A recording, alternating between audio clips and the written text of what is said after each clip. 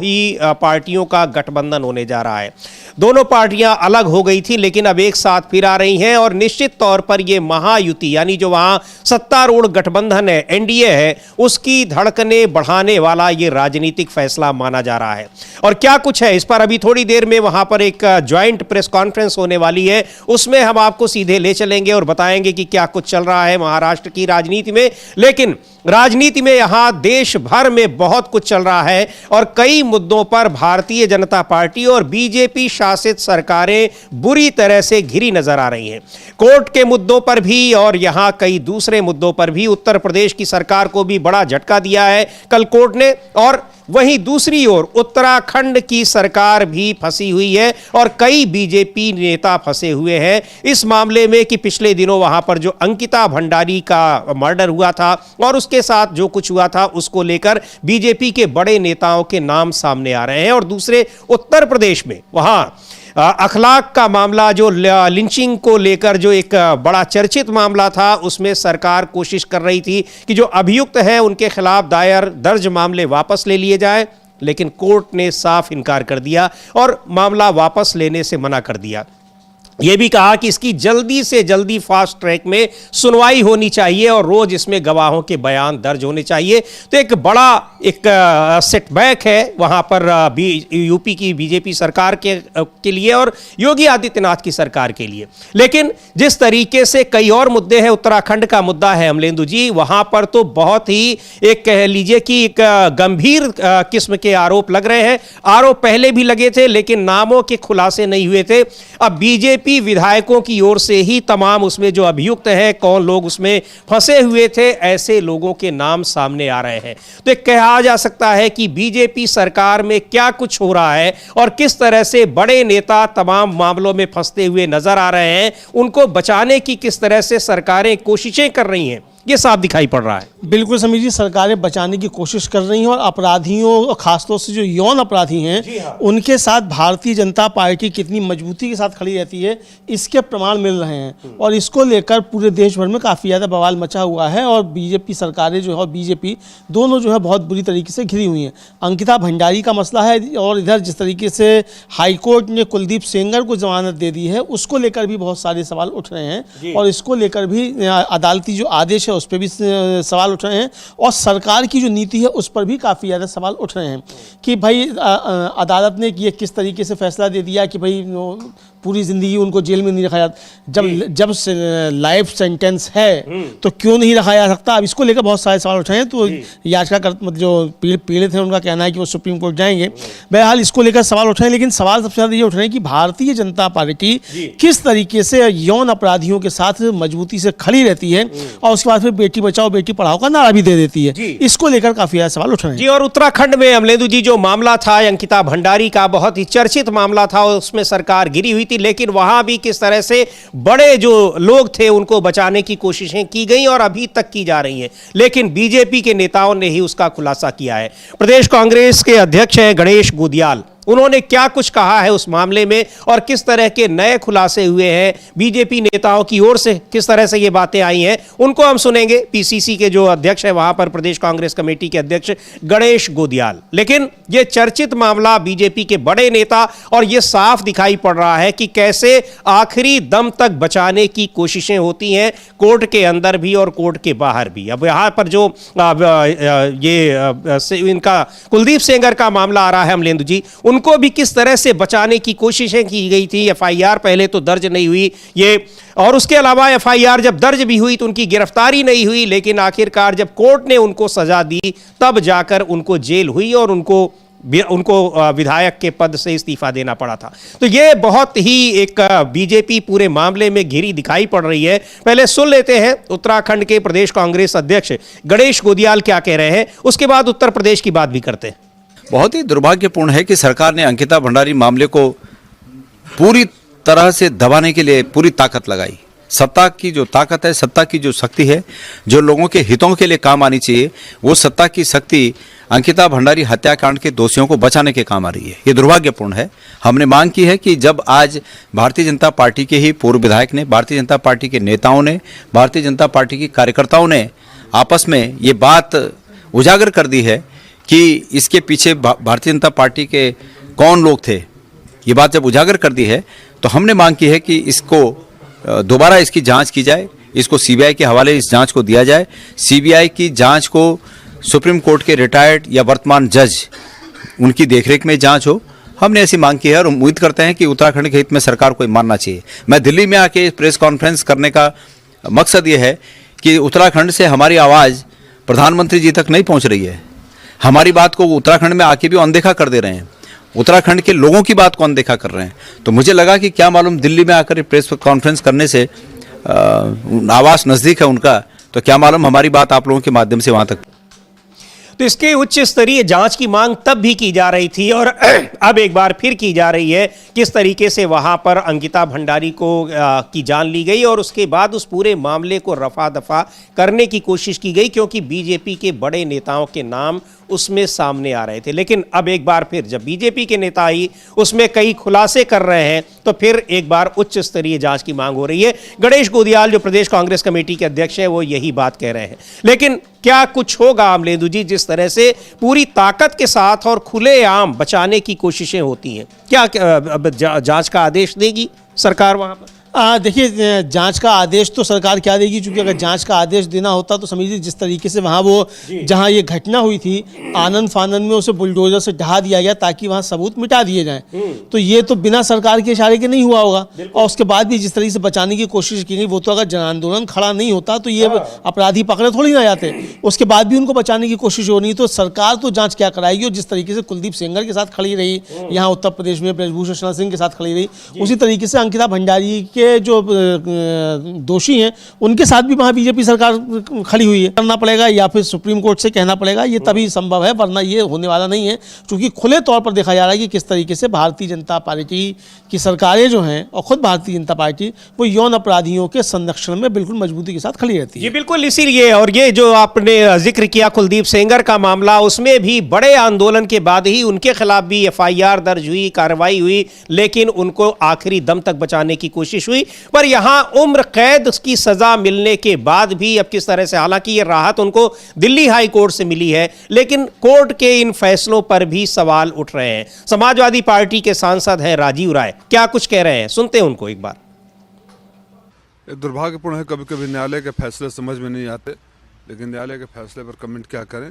ये जरूर है कि ये पहले भी साबित हो चुका है कि सेंगर को उत्तर प्रदेश सरकार ने कितना बचाने की कोशिश की थी, कितना संरक्षण दिया था, और अब उस परिवार की सुरक्षा खतरे में है। वो बेटी गुहार लगा रही है, उम्मीद है कि उसको सुरक्षा मिलेगा और न्यायालय भी इस बात का संज्ञान लेकर पुनर्विचार। तो यहाँ उनको इस पे संज्ञान लेगा। अदालत के फैसले भी कई बार सवाल उठाते हैं और यही सवाल उठ रहे हैं अब जिस तरीके से कुलदीप सेंगर को राहत दी गई है, यानी उम्र कैद की सजा होने के बाद भी उनकी सजा को दिल्ली हाई कोर्ट ने सस्पेंड कर दिया है, जमानत दे दी है। हालांकि कई सारे प्रतिबंध लगाए गए हैं, लेकिन प्रतिबंधों का कितना असर होता है ये कई मामलों में साफ दिखाई पड़ता है, वो भी कुलदीप सेंगर जैसे लोगों के लिए जो हर तरह से मजबूत है और जो अपनी इस मामले में फंसे होने के बावजूद किस तरह से पूरी की पूरी सरकार लगी रही उनको बचाने में। इतने बड़े जन आंदोलनों के बाद उनकी जाकर कहीं उनके खिलाफ एफआईआर हुई, गिरफ्तारी हुई और फिर कोर्ट ने उनको सजा दी। और इधर इस मामले में जो पीड़ित लड़की है उसने आज वहां इंडिया गेट पर धरना दिया, लेकिन पुलिस बहुत ही बेरहमी के साथ उसको उठाकर ले गई। उसको लेकर कांग्रेस पार्टी की नेता है डॉक्टर रागिनी नायक, एक ट्वीट किया है उन्होंने और लिखा है, उसके उस विजुअल को भी उन्होंने टैग किया है जिसमें उस लड़की को, पीड़ित लड़की को, उन्नाव मामले में जो रेप केस का मामला था, बहुत ही चर्चित मामला था, उसमें उस लड़की को वहां प्रदर्शन कर रही थी, उसको किस तरीके से जबरन खींच कर ले गई। रागिनी नायक लिख रही है कि ये उन्नाव गैंग रेप पीड़िता है, इनके पिता की पुलिस कस्टडी में मौत हुई, कार एक्सीडेंट में बुआ और वकील की मौत हुई, उसी एक्सीडेंट में बमुश्किल इनकी जान बची, वेंटिलेटर पर 6 महीने इलाज चला और कुलदीप सेंगर को 15 लाख के बॉन्ड पर दिल्ली हाई कोर्ट से जमानत मिल गई। न्याय की इससे बड़ी दुर्गति क्या होगी। तो यही बात ये भी कह रही है कि कैसे कई बार जो अदालतों के फैसले होते हैं वो भी बहुत सारे सवाल उठाते हैं। बिल्कुल समीर जी, अदालतों के फैसले बहुत सवाल उठाते हैं और अदालतों के फैसले पता नहीं किस आधार पे आते हैं, यही समझ में नहीं आता। या कानून के आधार पे है कि आपकी व्यक्तिगत उसके आधार पे, समझ में ही नहीं आता है। अब आप यहाँ तर्क दे रहे हैं कि साहब कि चूंकि अगर पुलिस जो है वो पीड़ित की, विक्टिम की अगर काम नहीं कर सकती तो पुलिस की नाकामी पर अपराधी को उस जमात पे मतलब उसे अंदर नहीं रखा जाता हमेशा के लिए। अरे भाई, जब लाइफ सेंटेंस है तो क्यों नहीं उसे लाइफ सेंटेंस मिल सकती, क्यों उसे जमानत मिलेगी? एक तरफ जिन लोगों के जो ट्रायल केसेस हैं समीर जी, जिनके पास कुछ अभी कोई चार्जशीट नहीं है, वो 7-7 साल से जेलों में बंद हैं, उनकी जमानत पर सुनवाई नहीं हो रही है, उनकी जमानतें खारिज हो रही हैं। और दूसरी तरफ 15 लाख के बॉन्ड पर ही यहाँ जमानत मिल जाती है एक अपराधी को जिसको सजा मिल चुकी है लाइफ इम्प्रिजनमेंट। तो ये साफ तौर पर समझा सकता है कि किस तरीके से अदालतों में फैसले भी आते हैं तो उन पर भी सवाल उठते हैं। अब अदालतों पर अगर समीर जी इसी तरीके से फैसले आते रहे और सवाल उठते रहेंगे तो ये बड़ा संकट हो जाएगा देश के सामने कि न्यायपालिका पर जो लोगों का भरोसा है वो किस तरीके से कायम रहे। ये एक बड़ा गंभीर संकट है। तो ये आत्मचिंतन करने की आवश्यकता न्यायपालिका को भी है कि आपके फैसले जिस तरीके से आते हैं उसका समाज पर क्या असर पड़ता है। ये बड़ा सोचने वाला विषय। बिल्कुल, ये इसीलिए तमाम सवाल उठ रहे हैं और बहुत लोग इसको लेकर बहुत चिंतित भी हैं। योगिता भयाना है, एक सोशल एक्टिविस्ट है, महिला अधिकारों के लिए लड़ती हैं। चाहे अंकिता भंडारी का मामला हो या फिर ये उन्नाव रेप पीड़िता का मामला हो, उन्होंने भी लंबी लड़ाई लड़ी थी और बहुत ही दुर्भाग्यपूर्ण इस फैसले को बता रही हैं कि उम्र कैद की सजा मिलने के बावजूद उनको जमानत मिल जा रही है। ये किस तरह का न्याय है? एक बार सुनेंगे क्या कह रही हैं योगिता भयाना। और इधर बीच इस तरह पीड़ित लड़की को, उन्नाव की जो रेप पीड़िता लड़की है, उसको इंडिया गेट पर वो प्रदर्शन कर रही थी, अपनी बात, अपनी आवाज उठा रही थी, लेकिन उसको वहां से भगा दिया गया, जबरन वहां से हटा दिया गया। यानी अपनी बात को, अपने विरोध प्रदर्शन को दर्ज करने की भी अनुमति नहीं मिली। दूसरी ओर जो सजा पाए हुए, उम्र कैद की सजा पाए हुए कुलदीप सेंगर को अदालत से, दिल्ली हाई कोर्ट से बड़ी राहत मिल रही है। तो कई सारे फैसले होते हैं, तो सुनते हैं क्या कह रही हैं महिला एक्टिविस्ट हैं योगिता भयाना, वो इस पूरे मामले में। डेफिनेटली हम लोग की मांग तो यही थी कि गलत हुआ है, न्याय हुआ है उस बच्ची के साथ। क्या मुझे लगता है सभी महिलाओं के साथ और सभी पीड़िताएं जो न्याय की उम्मीद करती हैं उन सभी के साथ गलत हुआ है इस केस में। मतलब इससे ज़्यादा विभत्स कुछ नहीं होगा कि एक छोटी नाबालिग बच्ची के साथ आप बलात्कार कर दो, फिर उसका गैंग रेप करवाओ और उसके बाद उसके फादर को कस्टडी में मरवा दो और उसके बाद उसके वकील को मरवा दो, उसकी बुआ को मरवा दो, मासी को मरवा दो। पूरे ख़ानदान को इन्होंने नष्ट कर दिया। और उसके बाद इस लड़की का एक्स कराया गया, आपको पता होगा वो क्रिटिकल थी, 6 महीना हॉस्पिटल में थी, उसके 120 से ऊपर स्टिचेस आए हैं, उसकी सारी हड्डियाँ टूट चुकी हैं। ऐसे में वो जिंदा है, वो अपने आप में मिसाल है। उसके बाद वो न्याय की उम्मीद रखती है और रखनी भी चाहिए। और जब न्याय नहीं मिलता तो यही होगा। हम लोग सिर्फ पीसफुली हम अपनी बात रखने के लिए इंडिया गेट पे बैठ रहे थे तो वहाँ पर पुलिस आई और घसीटते हम सबको बस में भर दिया उन्होंने। आप सोचिए, यहाँ पर पहले तो न्याय मिलता नहीं है और न्याय मांगने के बाद आपको डंडे मिलते हैं। डेफिनेटली हमारी लॉयर से मीटिंग हुई, हमने पूरी, हम लोग प्रक्रिया को फॉलो करेंगे, पर अनफॉर्चुनेटली हमें पूरा भरोसा नहीं है हमारे न्याय पर, न्याय की व्यवस्था पर, क्योंकि अभी चुनाव आ रहे हैं यूपी में और मुझे लगता है कि ये पूरी एक सोची समझी एक तरह से प्लानिंग की गई थी कि उसको बाहर निकालना है ताकि चुनाव जीता जाए। चाहे वो पीड़िता की जान को खतरा हो, चाहे वो समाज में इतने बड़ा हमारे देश की इज्जत और शान पर कितना बड़ा धब्बा है कि एक मतलब बलात्कारी बाहर छोड़ दिया आपने क्योंकि आपको चुनाव की पड़ी है। तो ये बहुत ही दुर्भाग्यपूर्ण है और बहुत उससे ज़्यादा दुर्भाग्यपूर्ण है अमलेंदु जी, जो ये चूंकि कई सारे इस तरह के मामलों में इन्होंने भी काफ़ी लड़ाई लड़ी है, कह रही है हमें न्याय प्रक्रिया पर भी भरोसा उठ रहा है। ये सबसे ज़्यादा दुर्भाग्यपूर्ण मामला है। बिल्कुल समीर जी, बहुत गंभीर मामला है ये। न्याय प्रक्रिया से भरोसा उठने का मामला निश्चित तौर पर है कि आप एक तरफ मतलब कह रहे हैं कि साहब चूंकि दिल्ली पुलिस जो है वो विक्टिम की रक्षा नहीं कर सकती, मतलब कोई भी पुलिस जो है तो पुलिस की नाकामी के लिए उसको हम हमेशा जेल में नहीं रख सकते। तो ये तर्क जो है, तो भाई जब लाइफ सेंटेंस किस लिए है? जमानत पर बाहर मौज करने के लिए नहीं है लाइफ सेंटेंस। तो अब ये जिस तरीके की आ रही हैं अदालतों से फैसले आ रहे हैं, तो इस पर भी अब काफ़ी ज़्यादा बहस होने लगी है कि आखिर न्याय प्रक्रिया पर भरोसा कैसे कायम रहे। ये एक बड़ा सवाल बनता चला जा रहा है समीर जी। बिल्कुल। और इधर अमलेंदु जी, जिस तरह से कल अखलाक वाले मामले में 2015 का बहुत ही चर्चित मामला था कि गो मांस रखने के आरोप में उसको पीट पीट के मार डाला उसके आसपास के लोगों ने। हालांकि बाद में पता चला कि वो गो मांस था भी नहीं जब उसकी जांच रिपोर्ट आई। लेकिन इस मामले ने एक लिंचिंग, एक शब्द बहुत प्रचलित हो गया, और काफ़ी राजनीति की ये मामला रहा। उसमें कई लोगों के खिलाफ जांच हुई, कई लोगों के खिलाफ FIR हुई, लेकिन अब उनके मामले सरकार वापस ले रही है। लेकिन कोर्ट ने इस मामले को वापस करने से मना कर दिया और कहा कि ये वापस नहीं लिया जाएगा, इनके खिलाफ मामला चलेगा, फास्ट ट्रैक कोर्ट में चलेगा और रोज़ की रोज़ ये इस पर गवाही, जो गवाह हैं उनके बयान दर्ज किए जाएंगे। तो एक बड़ा झटका, हालांकि कोर्ट्स की तरफ से अब जैसे कुलदीप सेंगर का मामला है तो उस पर सवाल उठ रहे हैं, लेकिन यहाँ कई बार कुछ ऐसे फैसले भी होते हैं जिससे लोगों की आशा उम्मीदें बंधी रहती हैं। हाँ समीर जी, कुछ फैसले होते हैं जिनसे उम्मीदें बनी हुई रहती हैं, निश्चित तौर पर सही है।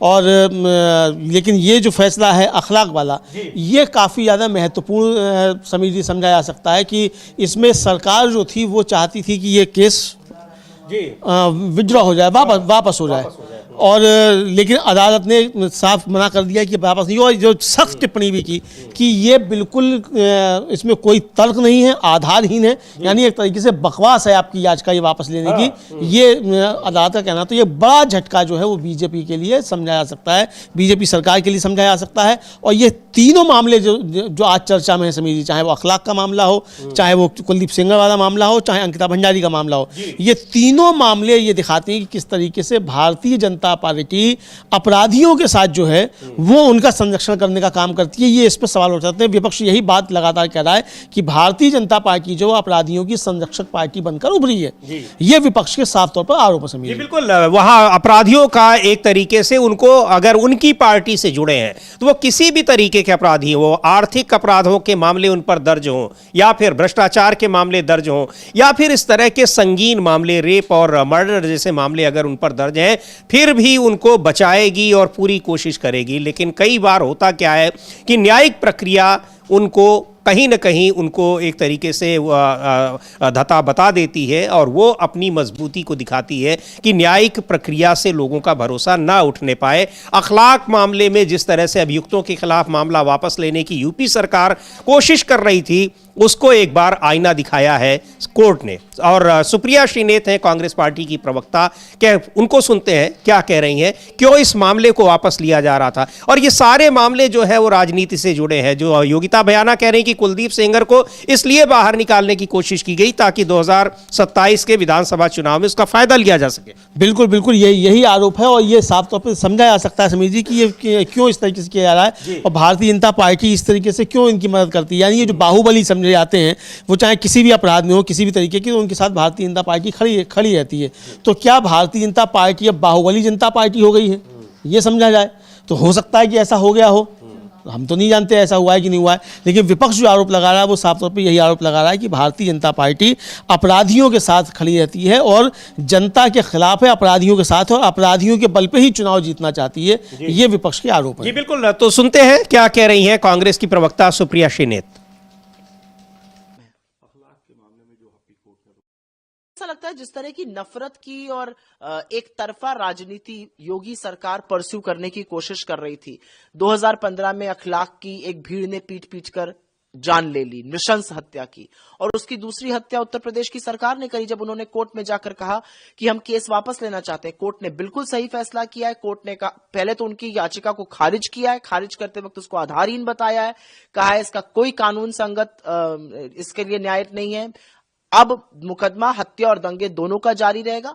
मुझे लगता है कि अखलाक की मौत एक भीड़ ने की थी और उस भीड़ ने की थी जिसको संरक्षण सरकार का प्राप्त है। दूसरी हत्या की कोशिश योगी सरकार ने जरूर करी, लेकिन वो शायद ऐसा कर नहीं पाए।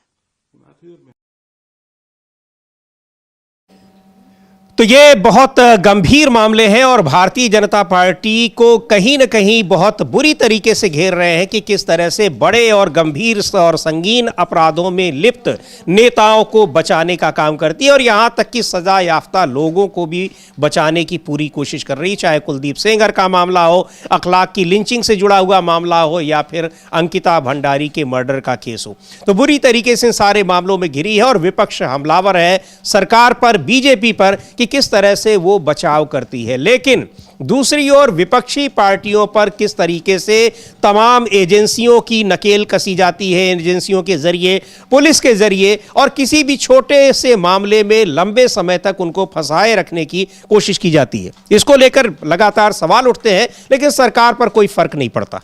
हाँ, सरकार पर कोई फर्क नहीं पड़ता और पड़ेगा भी नहीं, चूंकि समीर जी सरकार की विपक्ष का जो आरोप सरकार के इशारे पे ही किया जाता है, सरकार के कहने पे ही किया जाता है और सरकार एजेंसियों का दुरुपयोग कर रही है, साफ तौर पर कहना है।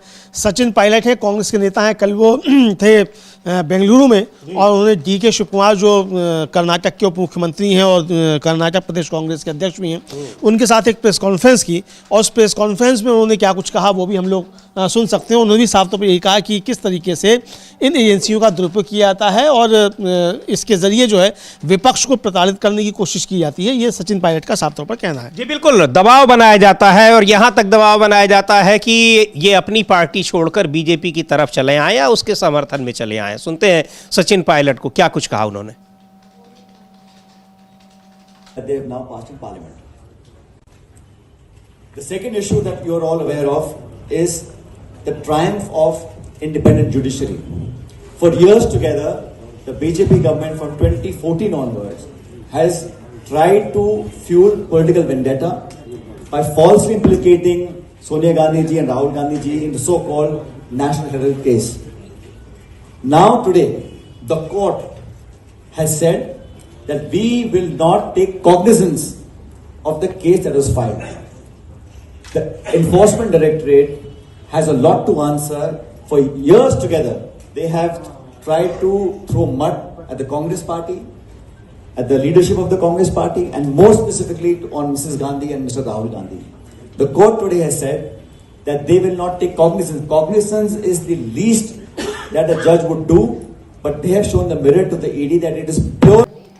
तो सचिन पायलट यही कह रहे हैं कि मैंने कर्नाटक प्रदेश कांग्रेस के अध्यक्ष और deputy CM DK Shiv Kumar ji के साथ एक प्रेस कॉन्फ्रेंस की, बैठे भी थे DK शिव कुमार, उनके ऊपर भी तमाम मुकदमे के दर्ज हैं और गिरफ्तारी की तलवार एक तरह से लटकी रहती है। बीजेपी विपक्षी पार्टियों को परेशान करने और डराने के लिए सेंट्रल एजेंसियों का गलत इस्तेमाल करती रहती है। ये अब कोई छिपी हुई सच्चाई नहीं है कि LOP राहुल गांधी जी कई ज़रूरी नेशनल मुद्दों पर एक मजबूत और भरोसेमंद आवाज़ बनकर उभरे हैं, जिन्हें जनता का बहुत सपोर्ट मिला है। खास बात यह है कि जैसे ही पार्लियामेंट का विंटर सेशन शुरू होने वाला था, ED ने हमारे सम्मानित नेताओं के खिलाफ बेबुनियाद नेशनल हेराल्ड केस में चार्ज फाइल कर दिए। हालांकि कोर्ट ने चार्जशीट पर संज्ञान तक नहीं लिया, जिससे केस के पीछे की पॉलिटिकल मंशा सामने आ गई। तो ये बिल्कुल साफ तरीके से दिखाई पड़ता है कि ये एजेंसियां किस तरह से काम करती हैं और इन एजेंसियों को कैसे बार बार कोर्ट से फटकार भी मिलती रहती है, लेकिन इनकी कार्यशैली में कोई बदलाव नहीं आया है। हाँ बिल्कुल, इनकी कार्यशैली में कोई बदलाव नहीं आया है किसी भी तरीके का समीर जी, और ये साफ तौर पर समझा सकता है कि एजेंसियों का किस तरीके से दुरुपयोग किया जाता है। लोकसभा चुनाव से पहले तो बहुत ज़्यादा हुआ और उसके बाद फिर जब अदालतों से फटकार लगने लगी, सुप्रीम कोर्ट से फटकार लगने लगी, तब जाके थोड़ा सी लगाम कसी, लेकिन अभी भी जो है वो पूरी तरीके से लगाम जो है वो कसी नहीं गई है। अभी भी फिर भी उसका इस्तेमाल किया जाता है, हालांकि जानते हैं कि ये सारे मामले जाकर अदालतों में खारिज हो जाएंगे। अब यही नेशनल हेराल्ड केस जो है 11 साल से चल रहा था, आपने बीच में बंद कर दिया, फिर आपने खोल लिया, फिर आपने इस पर पूछताछ कर ली, कुछ नहीं मिला, अब आपने जाकर एकदम से चार्जशीट दाखिल कर दी और अदालत ने आपकी चार्जशीट उठाकर फेंक दी, ये कहते हुए कि एकदम बकवास है और इसमें कोई FIR दर्ज नहीं हुई, तो आप गिरफ्तार कैसे कर लेंगे किसी को, जो आप चार्जशीट कैसे दाखिल कर देंगे? भाई अगर कोई कत्ल हुआ होगा तो उसकी कत्ल की FIR होगी ना, या बिना कत्ल की FIR किए हुए आप फांसी किसी को दिलवा देंगे? ये सामान्य सत्ता को जो है अपराध शास्त्र का, तो उस पर इस तरीके से उसकी टिप्पणी आई थी। लेकिन राहुल गांधी अभी जर्मनी में थे और जर्मनी में राहुल गांधी ने जो कहा उसको लेकर बहुत ज़्यादा बवाल मचा हुआ है कि राहुल गांधी ने क्या कह दिया, राहुल गांधी ने वहाँ अपमान कर दिया ये। लेकिन राहुल गांधी ने वहाँ कुछ महत्वपूर्ण बातें कही समीर जी, और उसमें एक महत्वपूर्ण बात यही थी कि इंडिया गठबंधन को लेकर उनसे पूछा गया तो उनका ये देखिए, इंडिया गठबंधन एक जो सेंटर पॉइंट है उसका ये है कि वो RSS और BJP की पॉलिसीज़ के खिलाफ है। साफ सी बात तो ये है। पहली हमारी अपनी टेक्टिकल पॉलिसीज़ हैं, कुछ मतलब रणनीतियाँ हमारी हैं जिसके तहत हम कहीं आपस में संघर्ष करते हैं, कहीं हम लड़ते हैं, लेकिन जब एक कोर मुद्दे की बात आती है तो हम RSS BJP की पॉलिसी के खिलाफ हैं, जबकि NDA जो है उसमें ये बात नहीं है। एनडीए आरएसएस के मुद्दे पर एकजुट नहीं है। तो ये जो दोनों का अंतर है, ये साफ तौर पर राहुल गांधी ने वहां जर्मनी में बताया। हम लोग सुन भी सकते हैं कि राहुल गांधी क्या कहा, अंग्रेजी में है लेकिन इसका हम हिंदी अनुवाद भी बता देंगे। बिल्कुल, और ये बात राहुल गांधी तमाम दूसरे जगहों पर और पार्लियामेंट में भी कई बार कह चुके हैं। अभी पिछले सेशन जो अभी विंटर सेशन खत्म हुआ है उसमें भी उन्होंने ये बात कही थी, जिसको लेकर जब वहां पर वोट चुनाव सुधार पर चर्चा हो रही थी, स्पीकर ओम बिरला ने उनको रोकने की कोशिश की, तो उन्होंने कहा ये सारी चीजें वो चुनाव सुधार से ही संबंधित है, आप इस पर रोकिए नहीं। हाँ बिल्कुल, ये कहा कि चुनाव सुधार से ही संबंधित हैं और चुनाव सुधार पर आप सुझाव लीजिए। हमने तो चुनाव आयोग को दिए हैं सुझाव, चुनाव आयोग ने माना ही सुना ही नहीं। हम मिलने का समय मांगते रहे, हमको समय नहीं दिया। हमने भेजे हैं उनको सुझाव, आप कह रहे हैं फिर से सुझाव दे देंगे, लेकिन चुनाव आयोग तैयार तो हो सुझाव लेने के लिए। अब चुनाव आयोग पर भी हम लोग चर्चा करेंगे किस तरीके से उसका एक बड़ा खुलासा हुआ है कि वो पूरी तरीके से गिर गया है। लेकिन पहले हम लोग राहुल गांधी को सुन सकते हैं कि राहुल गांधी ने वहां कहा क्या था, फिर हिंदी में हम लोग बताएंगे। बिल्कुल, राहुल गांधी ने वहां पर जर्मनी में क्या कहा उसको सुनेंगे, लेकिन राहुल गांधी ने वही सारी बातें कही हैं जो यहां पर उन्होंने संसद में भी कही हैं और लगातार पिछले काफी समय से वो इस मुद्दे को लेकर काफी वोकल हैं और इसको लेकर कई यात्राएं कर चुके हैं, कई रैलियां कर चुके हैं। और केवल राहुल गांधी नहीं, उस मुद्दे को पूरा का पूरा इंडिया गठबंधन, पूरा विपक्ष बार बार उठा रहा है। लेकिन यहां बीजेपी के तमाम नेता उस पर सवाल खड़े कर रहे हैं। पहले सुनते हैं राहुल गांधी ने कहा क्या है और उसके बाद फिर कि यहां किस तरीके से चर्चा हो रही। लेकिन एसआईआर पर जिस तरह से एक बड़ा खुलासा फिर हुआ है, रोज वहां पर हर दिन एक नए खुलासे हो रहे हैं। मामला सुप्रीम कोर्ट में भी चल रहा है, लेकिन एसआईआर के नाम पर क्या कुछ हो रहा है, सरकार क्या करा रही है चुनाव आयोग के जरिए, इस तरह की बातें लगातार सामने आ रही हैं। खैर, पहले सुन लेते हैं राहुल गांधी ने जर्मनी में क्या कुछ कहा। Successful at doing it. Now there's a new model which says actually we don't want to have this conversation. We're going to decide everything, and we know better than what the people of India know, and that's where I have a problem, because for me, India is its people, and there is nobody who knows better for what India needs than the people of India. You know, on the India alliance thing, see, you tend to see the alliance building up when an election comes. Look at it slightly differently. All the parties of the India alliance do not agree with the basic ideology of the RSS. That's the point, right? And you can ask any of them. None of them will tell you that actually we believe in the ideological position of the RSS. So we are very much united on that question. But we have tactical contests that take place, and we will continue to have them. But you will see. तो ये Rahul Gandhi Germany में बातें उन्होंने कही कि लोग बेहतर जानते हैं कि भारत को क्या चाहिए और एक नया मॉडल है जो कहता है बातचीत नहीं होनी चाहिए और सब कुछ तय किया जाएगा, क्योंकि वो भारत के लोगों से बेहतर जानते हैं। इंडिया गठबंधन आमतौर पर चुनाव आने पर बनते हैं। इंडिया अलायंस की सभी पार्टियां आरएसएस की मूल विचारधारा से सहमत नहीं है। वे इस बात पर बहुत एकजुट हैं, लेकिन उनके बीच सामरिक प्रतियोगिताएं होती रहती हैं। हालांकि जब विपक्ष को एकता की जरूरत होती है, जैसा कि संसद में हर दिन देखा जाता है, तो वे बहुत एकजुट होते हैं। वे उन कानूनों पर बीजेपी का विरोध करेंगे जिनसे वे असहमत हैं। वो लगातार दिखता है अमलेंदु जी, चाहे वो एसआईआर का मामला हो, चाहे वो ऑपरेशन सिंदूर का मामला हो, तमाम ऐसे मुद्दे हैं जिन पर सरकार को घेरता है पूरा का पूरा इंडिया गठबंधन एकजुट होकर, वो लगातार दिखाई पड़ता है। और इस समय चलते हैं सीधे मुंबई, जहां पर उद्धव ठाकरे, राज ठाकरे, इन दोनों की पार्टियों के गठबंधन की घोषणा हो रही है। लंबे समय बाद दोनों एक साथ आ रहे हैं चुनावी राजनीति में, और इसका बड़ा असर बीएमसी चुनाव में, यानी जो बॉम्बे म्यूनिसिपल कॉरपोरेशन के चुनाव होने हैं जनवरी में, उस पे देखा जा रहा है। पहले चलते हैं इस प्रेस कॉन्फ्रेंस में क्या कुछ हो रहा है। लचके मुंबईच्या चिंधड्या उडवायच्या हे मनसुबे त्यावेळेला ज्यांना मुंबई पाहिजे होती त्यांचेच प्रतिनिधी, जे वरती दोघं जण, वरती म्हणजे इकडे नाही दिल्लीत बसलेले आहेत, त्यांचे मनसुबे आहेत। आणि आता जर का आपण भांडत राहिलो तर मग तो जो काय संघर्ष, ते जे काय हुतात्मा स्मारक आहे, त्याचा मोठा अपमान होईल। आज आम्ही आमचं कर्तव्य म्हणून एकत्र आलेलो आहोत, आणि मी मागेच म्हटलं एकत्र आलो आहोत ते एकत्र राहण्यासाठी. यापुढे मुंबईवरती आणि महाराष्ट्रावरती कोणी वाकड्या नजरेने किंवा त्यांच्या कपटी कारस्थानाने महाराष्ट्राला मुंबईपासून किंवा मुंबईला महाराष्ट्रापासून मराठी माणसापासून तोडण्याचा प्रयत्न करेल, त्याचा राजकारणात खात्मा केल्याशिवाय राहणार नाही. शपथ घेऊन आम्ही मैदानात उतरलेलो आहोत. उत्साह अमाप आहे. मी तुमच्या सर्वांच्या माध्यमातून मला कल्पना आहे की आज केवळ महाराष्ट्रच नाही तर अख्खा देश बघतोय. मी सर्वांना विनंती करतोय, आवाहन करतोय आणि एक सूचना सुद्धा करतोय. कारण मागे विधानसभेच्या वेळेला भारतीय जनता पक्षाने जो एक अपप्रचार केला होता, बटेंगे तो कटेंगे, तसंच मी मराठी माणसाला सांगतोय की आता जर का चुकाल तर संपाल, आता जर का फुटाल तर पूर्णपणे संपून जाल.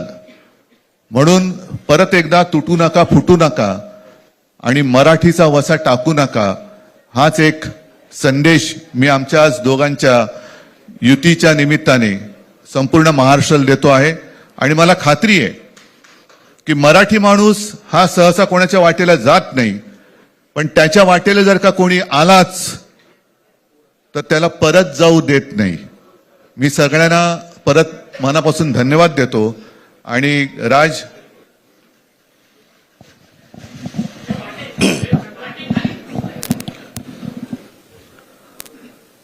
आपण सर्वांचं मी मनपूर्वक स्वागत करतो.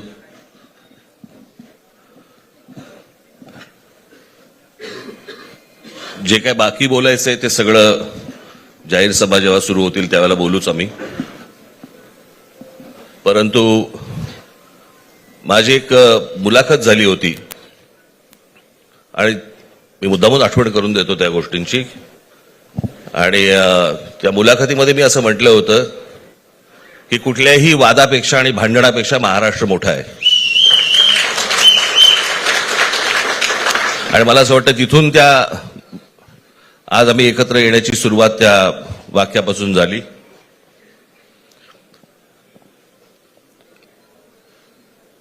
कोण किती जागा लढवणार, आकडा काय, हा नाही सांगणार तुम्हाला.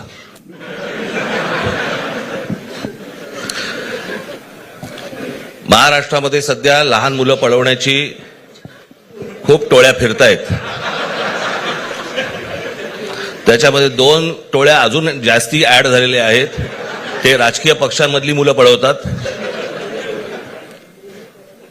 आणि जे निवडणुका लढवणार आहेत त्या लढवणाऱ्या सर्व उमेदवारांना दोन्ही पक्षांकडनं उमेदवारी दिली जाईल. ती कधी भरायची, केव्हा भरायची ते आपल्याला कळवलं जाईल. आज फक्त आपल्या समोर एकच गोष्ट मी आपल्याला सांगू इच्छितो की बरेच दिवस ज्याची प्रतीक्षा महाराष्ट्र करत होता ती शिवसेना आणि महाराष्ट्र नवनिर्माण सेनेची युती झाली, हे आज आम्ही आपल्याला जाहीर करत आहोत.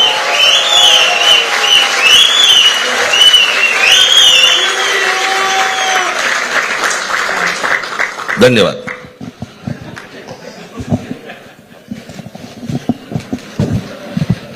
आकड्याचा खेळ संपला ते बरं झालं. नाही, आकड्यांचा खेळ आता सांगायचं नाही. ही युती संपूर्ण महाराष्ट्रासाठी आहे का? अनेक ठिकाणी असं होऊ शकतं. अजून बाकीच्या महापालिकांमध्ये सुद्धा कालपर्यंत युती झालेली, जशी नाशिकमध्ये झालेली आहे, बाकीच्या ज्या महापालिका आहेत त्यांची सुद्धा त्यांच्या तिथल्याही युतीवरती आज उद्याच शिक्कामोर्तब होईल. उद्धव ठाकरेंची शेवटची निवडणूक असेल, या इलेक्शनला त्याच्या कार्यकर्तेच राहणार नाहीत असे भाजपचे लोक म्हणतात. लोक कोण? रावसाहेब दानवे. तो एक वहाँ बीएमसी चुनाव के लिए गठबंधन का ऐलान किया है. एक बड़ा फैसला है, लंबे समय बाद दोनों आए और कहा भी इन लोगों ने कि हमारे बीच का जो झगड़ा है वो महाराष्ट्र को नुकसान पहुंचा रहा है, लेकिन अब वो उसका नुकसान हम नहीं होने देंगे और किसी और को इसका फ़ायदा नहीं उठाने देंगे. तो एक ये बड़ा ऐलान है और इससे महायुति यानी जो एनडीए गठबंधन है वहाँ पर महाराष्ट्र में सत्तारूढ़ गठबंधन है उसके लिए एक बड़ा सेटबैक है. अमलेंदु जी, बिल्कुल ये एनडीए के लिए यानी महायुति जो कहलाता है महाराष्ट्र में, उसके लिए एक बहुत बड़ा सेटबैक है। चूंकि दोनों ठाकरे ब्रदर्स जो हैं, जो कहा जाए, वो अब एक साथ आ गए हैं, तो ठाकरे ब्रदर्स का एक साथ आना जो है वो बहुत कुछ मायने रखता है, खासतौर से मुंबई में बीएमसी के लिए। और समीर जी, देखा जाए तो उद्धव ठाकरे की सरकार जो गिराई गई थी वो गिराई ही बीएमसी के लिए गई थी। चूंकि जिस तरीके का आरोप लगता है कि सब बीजेपी के खून में व्यापार है, जो मोदी जी कह चुके हैं उनके खून में व्यापार है, तो व्यापार जो है वो मुंबई की बीएमसी से बहुत अच्छा हो सकता है, तो इसीलिए ये किया गया था। तो अब लेकिन इसमें जिस तरीके से ठाकरे बंधु साथ साथ आए हैं, इसका निश्चित तौर पर एक बड़ा प्रभाव जो है वो महाराष्ट्र की राजनीति में पड़ेगा। ये बड़ी उठापटक जो है महाराष्ट्र की राजनीति में मानी जा रही है। और जिस तरीके से उद्धव ठाकरे की पार्टी तोड़ी गई और इसलिए तोड़ी गई कि बीएमसी पर कब्जा किया जाएगा, तो वो सपने पूरे होते हुए दिखाई नहीं पड़ रहे हैं। चूँकि दोनों ठाकरे बंधु अब एक साथ आ गए हैं, तो आपस में इनका संघर्ष नहीं होगा, एक साथ होंगे तो एक बड़ी ताकत ही वहाँ पर दिखाई होंगी। जी बिल्कुल, वहां पर एक बड़ी ताकत के रूप में और पहले भी रहे हैं, तो निश्चित तौर पर एक साथ आने पर ये मजबूत स्थिति में वहां रहेंगे और इसीलिए ये गठबंधन किया गया है। तो अब एक बड़ा एक राजनीतिक ये खबर है वहां से, महाराष्ट्र से, मुंबई से बीएमसी चुनाव के लिए किस तरीके से दोनों ठाकरे यानी राज ठाकरे और उद्धव ठाकरे एक साथ आए हैं और उन्होंने चुनावी गठबंधन किया है। अब इसका असर कितना होता है ये देखना होगा, लेकिन माना जा रहा है कि ये गठबंधन बहुत मजबूती के साथ इस चुनाव में उतरेगा और महायुति के लिए एक बहुत बड़ा नुकसान साबित हो सकता है इन दोनों का एक साथ आना। और इधर जिस तरीके से यहाँ राजनीति चल रही है और बीजेपी पर आरोप लग रहे हैं, तमाम अपराधों में घिरे हुए लोगों को बचाने की कोशिशें कर रही है पार्टी, राज्य सरकारें, उसको लेकर बहुत सारे सवाल उठे हैं। लेकिन राहुल गांधी को जो अभी हमने सुना, जो कुछ उन्होंने बातें कही थी इंडिया गठबंधन को लेकर और एनडीए सरकार की नीतियों को लेकर, उस पर कई सवाल ये उठ रहे हैं कि राहुल गांधी चुनाव के समय संसद का जब सत्र चल रहा होता है तब क्यों विदेश चले गए। तो उसको लेकर शमा मोहम्मद है कांग्रेस पार्टी की प्रवक्ता, उन्होंने सफाई दी है और बताया है कि ये अचानक प्रोग्राम नहीं था, बहुत पहले का प्रोग्राम था और तब सत्र की घोषणा भी नहीं हुई थी। अमलेंदु जी, हाँ, तब सत्र की घोषणा भी नहीं हुई थी, पहले से प्रोग्राम तय था और प्रधानमंत्री नरेंद्र मोदी चले गए। हाँ, वो तो खैर कई अक्सर जाते रहे। प्रधानमंत्री को तो मालूम था ना कब सत्र होना है जी, तो प्रधानमंत्री क्यों चले गए भाई? लोगों को तो बाद में मालूम पड़ा कि सत्र होना, प्रधानमंत्री से पूछ के ही किया हुआ। किरण रिजिजू की इतनी हिम्मत थोड़ी कि पहले सत्र बुला लें बिना प्रधानमंत्री से पूछे हुए। लेकिन तो प्रधानमंत्री का कार्यक्रम देखकर फिर क्यों नहीं तय किया गया? तो इसी को लेकर शमा मोहम्मद जो है वो सवाल उठा रही है कि प्रधानमंत्री को जब कहाँ होना चाहिए था वहाँ नहीं होते हैं। जब देश के अंदर संकट था, यहाँ बड़ी दुर्घटना हुई, प्रधानमंत्री यहाँ नहीं थे, भूटान में थे। इसी तरीके कई सारे सवाल शमा मोहम्मद ने उठाए, हम लोग उनको सुन सकते हैं। बिल्कुल, तो सुनते हैं क्या कह रही हैं शमा मोहम्मद, कांग्रेस पार्टी की प्रवक्ता। राहुल गांधी जर्मनी गए थे अभी, क्योंकि जर्मन की जो सरकार है उन्होंने राहुल गांधी को निमंत्रण दिया था 4 महीने पहले। ये सब फिक्स हुआ था 4 महीने पहले, अभी नहीं है। तो ये गलत है कि राहुल गांधी संसद में नहीं है। जो संसद में नहीं है वो है देश की प्रधानमंत्री। देश की प्रधानमंत्री एक गेस्ट के नाते आता है संसद के अंदर। जब वो भाषण देते उसी समय प्रधानमंत्री होता है, दूसरे समय प्रधानमंत्री नहीं होता है। और मैं आज ये प्रश्न पूछना चाहती हूं कि जब पहलगाम में आतंकवादी हमला हुआ था, देश के प्रधानमंत्री सऊदी अरेबिया से वापस आ गया हिंदुस्तान में, लेकिन पीड़ित परिवार को मिलने के लिए नहीं गया जम्मू कश्मीर। वो गया कहां? बिहार, क्योंकि बिहार के चुनाव में प्रचार करने के लिए रैली में गया था प्रधानमंत्री। अभी 1 महीने पहले रेड फोर्ट के बाजू में एक और आतंकवादी हमला हुआ था, 15 लोग मर गए थे, उनका देहांत हुआ था। प्रधानमंत्री थे उस समय इस देश में, लेकिन प्रधानमंत्री ने क्या किया? हॉस्पिटल भी नहीं गया। जो घायल हुआ था उसको मिलने के लिए हॉस्पिटल भी नहीं गया। प्रधानमंत्री गया कहां? भूटान, वहां के जो राजा है उसके बर्थडे मनाने के लिए। शर्म की बात है कि देश के प्रधानमंत्री जब अपने लोग मरते हैं, जब अपने लोग घायल होता है, प्रधानमंत्री नहीं होता है, लेकिन वो दूसरे काम के लिए चले जाते हैं। और अभी हमारे जो नेता राहुल गांधी को आप सवाल पूछ रहे हो, राहुल गांधी को सवाल मत पूछिए, आप अंदर देखिए। और जो इस कुर्सी का जो गरिमा है, प्रधानमंत्री के जो कुर्सी का गरिमा है, वो रखिए प्रधानमंत्री। तो ये उस शमा मोहम्मद है, कांग्रेस पार्टी की प्रवक्ता, और कह रही हैं कि 4 महीने पहले ही जर्मनी की सरकार ने उनको ये इनविटेशन भेजा था और उस तभी से ये प्रोग्राम उनका तय था कि उन्हें वहाँ जाना है, और कई जगहों पर उनके और कार्यक्रम भी रहे। वहाँ पर जो पूर्व जो चांसलर थे उनसे भी उनकी मुलाकात हुई, राहुल गांधी की, और वहीं उन्होंने ये बातें कही है, वो बातें कही हैं जो पार्लियामेंट में वो कह के गए थे, इसी सत्र में कह के गए थे।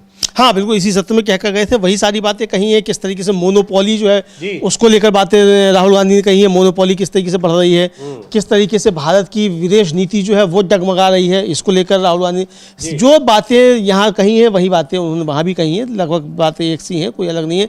सिर्फ अगर इस बात को देखा जाए कि हम इंडिया अलायंस को लेकर जो पूछा गया उनसे, उस पर उन्होंने कहा कि हमारी विचारधारा के आधार पर किस तरीके से एकता है, रणनीतिक साझेदारियाँ हैं, ये सारी बातें भी कहीं। लेकिन जो बातें कही थी वो सारी बातें उन्होंने वहाँ भी वो कहीं।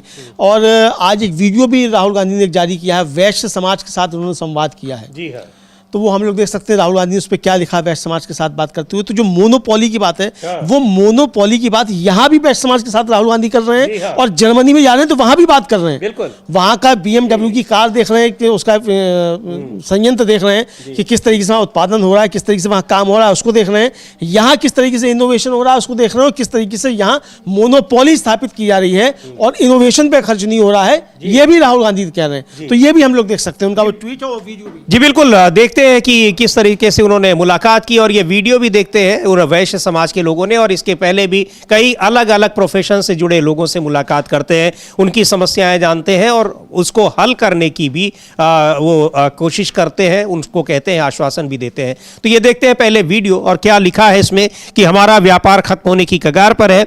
व्यापार संवाद में वैश्य समाज की इस पीड़ा ने सच में झकझोर कर रख दिया है। ये व्यापारियों का कहना है कि हमारा व्यापार खत्म होने की कगार पर है। जिस समाज ने देश की अर्थव्यवस्था में ऐतिहासिक योगदान दिया, आज वही हताश है। ये खतरे की घंटी है। सरकार ने मोनोपोली को खुली छूट दे दी है और छोटे मध्यम व्यापारियों को ब्यूरोक्रेसी और गलत GST जैसी खराब नीतियों की जंजीरों में बांध दिया है। ये सिर्फ नीति की गलती नहीं, ये उत्पादन, रोजगार और भारत के भविष्य पर सीधा हमला है। बीजेपी सरकार की इसी सामंतवादी सोच के खिलाफ लड़ाई है, और इस लड़ाई में देश के व्यापार की रीढ़ वैश्य समाज के साथ मैं पूरी ताकत से खड़ा हूं। देखते हैं इस वीडियो को जो उन्होंने वैश्य समाज के लोगों से मुलाकात की है। ये अग्रवाल नेम की हिस्ट्री क्या है? They are job creators. उसकी प्रमुख भूमिका है देश के आर्थिक विकास में। हिंदुस्तान में चैरिटी होती है उसका 66% का। अनेक स्वतंत्रता सेनानी, मीडिया जगत से हमारे अनेक लोग, उद्योगों में, फाइनेंस में, हर चीज में देश को योगदान अग्रवाल समाज दे रहा है। अग्रवाल समाज सबसे ज्यादा व्यापार पे फोकस करता है। तो व्यापार जब करता है सब कुछ अपना दाव पे भी।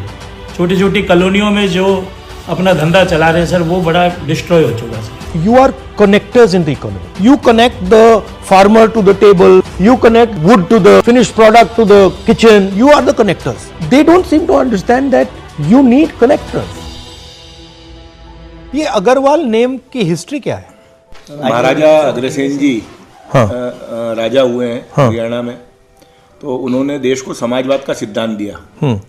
1 ईंट और 1 रुपया, उनके राज्य में जो भी व्यक्ति आता था उसको 1 ईंट और 1 रुपया प्रत्येक व्यक्ति देता था, जिससे उसको कार्य करने की पूंजी और रहने के लिए आवास उपलब्ध होता था। तो वो समाजवाद के सिद्धांत के आधार पे ही अग्रवाल समाज की स्थापना हुई, जिसमें हम अग्रसेन जी महाराज हमारे पितृपुरुष हैं, माता महालक्ष्मी हमारी कुलदेवी हैं, और हमारे अनेक स्वतंत्रता सेनानी, मीडिया जगत से हमारे अनेक लोग, उद्योगों में, हर चीज़ में, फाइनेंस में, हर चीज़ में देश को योगदान अग्रवाल समाज दे रहा है। उसकी प्रमुख भूमिका है देश के आर्थिक विकास में। हिंदुस्तान में 5% लगभग अग्रवाल हैं, लेकिन जो हिंदुस्तान में चैरिटी होती है उसका 66% करते हैं। समाज के साथ एक सबसे बड़ी चीज़ है कि दे आर जॉब क्रिएटर्स।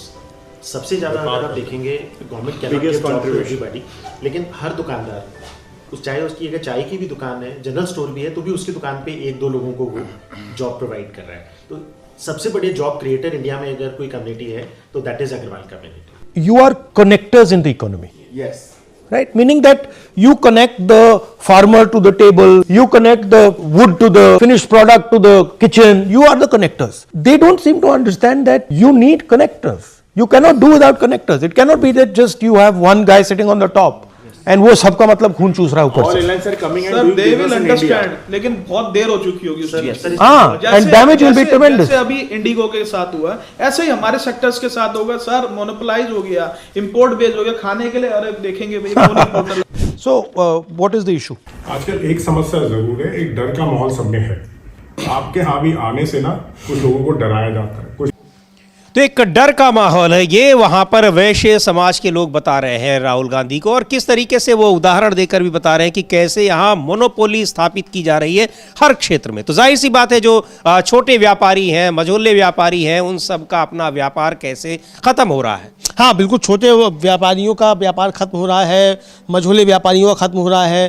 पहले नोटबंदी से कमर तोड़ी गई, फिर जीएसटी से कमर तोड़ी गई, ये राहुल गांधी बता रहे हैं और ये व्यापारी भी बता रहे हैं समीर जी। और आपको याद होगा कि एक दिन सुप्रीम कोर्ट में केजरीवाल की जमानत पे बहस चल रही थी, तो एएसजी राजू थे, उन्होंने कहा कि मैं अभी उपस्थित नहीं हो पाऊंगा क्योंकि मैं दूसरी अदालत में हूं, उसमें जीएसटी के 350 केसेस लगे हुए हैं। जीएसटी के 350 केसेस लगे हुए थे सुप्रीम कोर्ट में एक ही दिन में समीर जी। और जीएसटी को ले आया गया है पीएमएलए एक्ट के अंतर्गत, यानी अब ईडी जो है आपकी 1 रुपए की जीएसटी की अगर कोई अकाउंट में गड़बड़ी हो गई तो आपको उठाकर ले जाएगी और बिना कुछ पूछे हुए उठाकर बंद कर देगी और 6 महीने आपकी जमानत भी नहीं होगी। तो ये कर दिया, तो ये मोदी जी ने किया है। तो किस तरीके से छोटे व्यापारियों का गला मरोड़ा जाए, उनके व्यापार खत्म किए जाए ताकि उनके मित्र जो हैं उनका कारोबार फले फूले, ये राहुल गांधी बता रहे हैं कि व्यापारियों ने उनसे ये कहा और वो ये सारी बातें यहाँ पर सामने आई हैं। जी बिल्कुल, व्यापारी वहां पर साफ तौर पर कह रहे हैं कि पूरा उनका व्यापार जो है बिल्कुल खत्म होने के कगार पर आ गया है और कैसे व्यापार में एक मोनोपोली, एकाधिकार स्थापित करने की कोशिश की जा रही है। यानी हर चीज किसी एक व्यक्ति को, एक उद्योगपति को, एक समूह को देने की तैयारियां हो रही हैं, कोशिश हो रही है और दिया जा रहा है। और उसी में इंडिगो का भी उदाहरण दिया जा रहा था। तो ये बहुत सारी चीजें हैं, लेकिन ये अलग अलग प्रोफेशन के लोगों के साथ मिलकर उनकी बातें सुनकर कई बार राहुल गांधी इस तरह के वीडियो जारी करते हैं, वो दिखाई पड़ता है। और इधर अमलेंदु जी, बीजेपी के जो अभी निवर्तमान राष्ट्रीय अध्यक्ष कहा जाए, अभी तो है, अभी है, वही तो कह रहा हूं कि अभी वो निवर्तमान है, कार्यकारी अध्यक्ष थे, बिना बताए हुए कार्यकारी अध्यक्ष हो गए नितिन नवीन और नड्डा जी हो गए अध्यक्ष। और ये मतलब पहले बताया गया था कि नड्डा जी कार्यकारी हैं, एक्सटेंशन पे हैं, लेकिन फिर नितिन नवीन बन गए अचानक से कार्यकारी राष्ट्रीय अध्यक्ष, तो बताया कि नड्डा जी अभी अध्यक्ष हैं। तो ये जबकि कहते हैं कि हमारे यहाँ निर्वाचन होता है डेमोक्रेटिक तरीके से, और 2 बार से ज्यादा कोई उनके यहाँ हो नहीं सकता है उनके संविधान में। तो ये संविधान बिना बदले हुए नड्डा जी अभी तक अध्यक्ष बने हुए। बहरहाल अब बात तो खैर वो, अब जेपी नड्डा ने एक बयान देकर अपनी ही सरकार को और सरकार उनकी कैसे काम करती है उस पर बहुत बड़ा सवाल उठा दिया है अमलेंदु जी। बिल्कुल, बहुत ज़बरदस्त सवाल उठा दिया है समीर जी। और आप लोगों को याद होगा, हमारे दर्शकों को भी याद होगा कि छत्तीसगढ़ में एक झीरम घाटी कांड हुआ था। उस समय रमन सिंह जी की सरकार थी छत्तीसगढ़ में, और कांग्रेस के लगभग 2.5 दर्जन नेता जो थे वो एक नक्सली हमले में उनकी जान चली गई थी। और उसको लेकर नड्डा जी ने एक बयान दे दिया कि साहब की कांग्रेस के लोग जो थे वो अंदर से मिले हुए थे, इसकी वजह से ये हुआ। अब इसको लेकर बहुत सवाल उठाना। एक तो सुशील आनंद शुक्ला हैं, वहाँ छत्तीसगढ़ कांग्रेस के प्रवक्ता हैं, उन्होंने कहा कि नड्डा जी की एनआईए से जांच होनी चाहिए, इनको मालूम है कि उस अपराध में कौन कौन शामिल था, ये बताएं कि ये घटना कैसे हुई। एक तो ये है। दूसरा, टीएस सिंहदेव जो छत्तीसगढ़ के पूर्व उप मुख्यमंत्री हैं, उन्होंने भी जेपी नड्डा के ऊपर बहुत सारे सवाल उठाए कि भाई आपको मालूम था तो आपकी कैसी सरकार है जब तक आपने इस पर कार्रवाई नहीं की। तो टीएस सिंहदेव कहना उसको हम सुन सकते हैं। बिल्कुल, यानी जेपी नड्डा एक तो ये बयान देकर घिरे हुए हैं, लेकिन अपनी पूरी सरकार और उनकी सरकार काम कैसे करती है कि चीजों को छिपाती है और समय आने पर उसको फिर वो डिस्क्लोज करती है, ये चीज भी वो बता रहे हैं। यानी अपनी पूरी सरकार के काम करने के पैटर्न को एक तरीके से उद्घाटित कर रहे हैं। लेकिन टीएस सिंहदेव जेपी नड्डा पर बहुत तगड़े सवाल पूछ रहे हैं और कह रहे हैं कि जब आपको पता था तो आपने जांच एजेंसियों को बताया क्यों नहीं। सुनते हैं टीएस सिंहदेव को। माननीय नड्डा जी छत्तीसगढ़ के दौरे पे थे और जांजगीर में जो उन्होंने भाषण दिया उससे बहुत आश्चर्य भी हुआ, दुख भी हुआ।